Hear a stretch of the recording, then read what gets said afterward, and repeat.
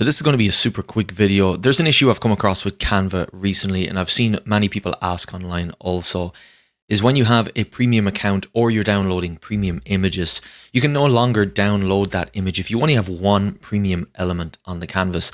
Now, I think this is a slightly ridiculous change by Canva. I really don't understand why they've done it.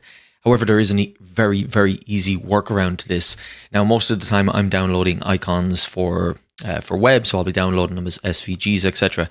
So if I pick one of these, so this is a pro icon, and if I wanted to download this, if I go here to share and download, I want to download this as an SVG and click on download, you'll see this error here. So there's only one image or graphic on your design. Premium images can't be exported on their own.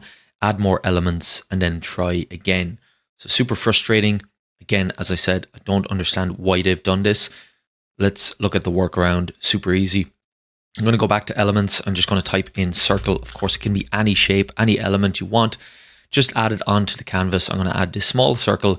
You can make it as small as you want, as big as you want. It doesn't matter. Just pop it behind. So we go up here to position and put it backwards. Oh, sorry, not backwards. Let's put it to back. So let's bring it forward. Put it to back. So something like this. So obviously we can see through the play button.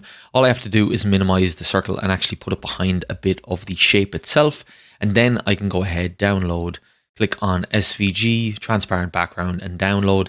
And then there'll be zero issues with it. So same thing if you're downloading a more intricate icon. So if I go back here to circle, and then we'll filter by pro.